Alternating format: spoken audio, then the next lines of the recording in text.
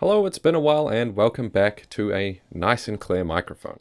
So this is a jump session from the 26th of May, which is the last jump session I had before I hurt my Achilles. I worked my way up to 197, even though I didn't make 195, and this was in the cold, dark, and off of 7 steps. Honestly, really good session. I remember it being really good, getting back into the feeling of jumping, leaning well, trying to run in faster. It felt like everything was going too well. And boom. Absolutely expectedly, I got hurt. I kinda mid-tier strained my Achilles, and to be fair, I had been getting tendinopathy in it for probably a couple weeks prior, and I was a bit of an idiot and I tried to jump through it in the cold, which is stupid. But you know, to not bore you too long, I went to the physio straight away, couldn't walk for a couple days, and I highly recommend all of you go to the physio if you're hurt, and do the exercises. But he gave me a time frame of 4 weeks, and I'd be almost back at being normal again. So la-di-da-di-da, 3 weeks of rehab, and I'm starting to do some athletic training again, not just being in the weight room. So here I am, running on turf in thick sneakers and trickling into my runs, because I still can't run 100% and I definitely can't accelerate from a start. But it's 10 days before I want to go to this small competition that's up north. It's the only winter meet on in the country, and it's the only one I'll be able to hit in 6 months. And originally the goal was to PB at it, but after hurting myself, the goal is to just get there healthy. So I do my sprints for the first session back. I have all the sessions down in the bottom right. Man, these must be like 40-50% takeoffs, you know, really slow. Just reassuring myself I can still jump. So sprinting was the first thing I reintroduced, as I noticed I could actually run on grass and whatnot. But then 2 days later, I have a session where I'm testing out some 2-foot, kind of low-level plyometric stuff. Like, I'm not getting very high until the last jump, and then I do a 2-foot landing at the end. And all these workouts weren't very intense. It was more about testing my abilities and where I'm at. The 2-foot stuff felt really good. Felt like no pain at all, even though I'd still sometimes get pain while, you know, accelerating and running.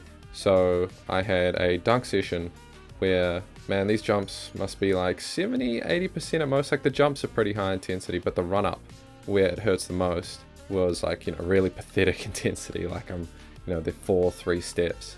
Caitlin was also doing some jumps. Obviously she's still working out with me. She was touching the net. Here's a reference picture of how much higher the net is than her hand.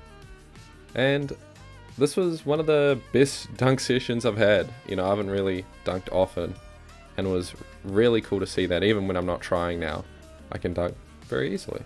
Then the next day right after was a whole weight room session, but I only recorded the hand cleans and the ankle hops. And the hand cleans are fine, but the ankle hops a day after a plyometric session was probably a little mistake. But I really like this method of contrast training. It really gets me into, like, it kind of just works for me as a primer, even if I'm not doing any jump sessions. Speaking of jump sessions, the next workout was a jump session, which I drove 2.5 hours for because our track is closed in the city I'm in.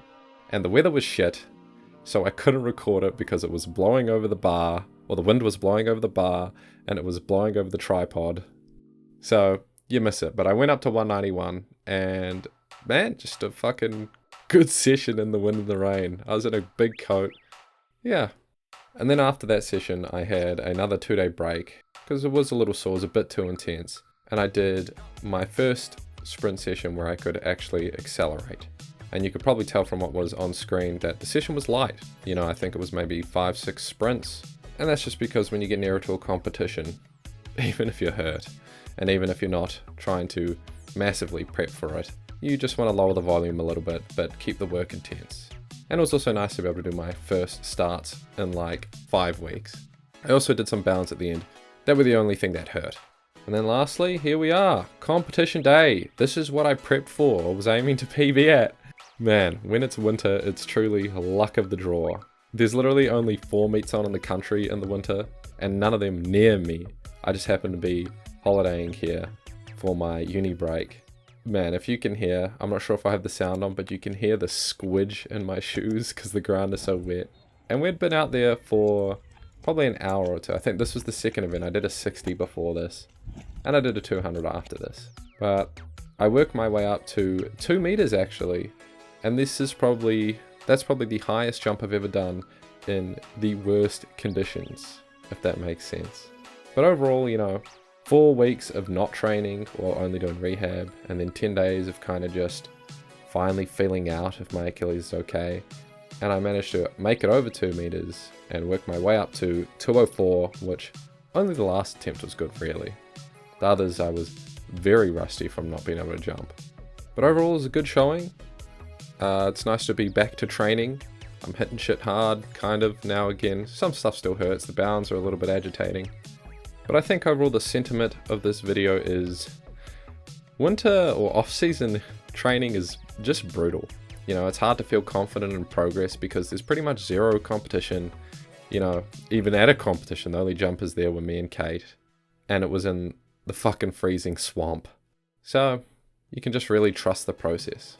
Really fun meet though. It was nice to just get out there again, and good results considering the weather. See you next time.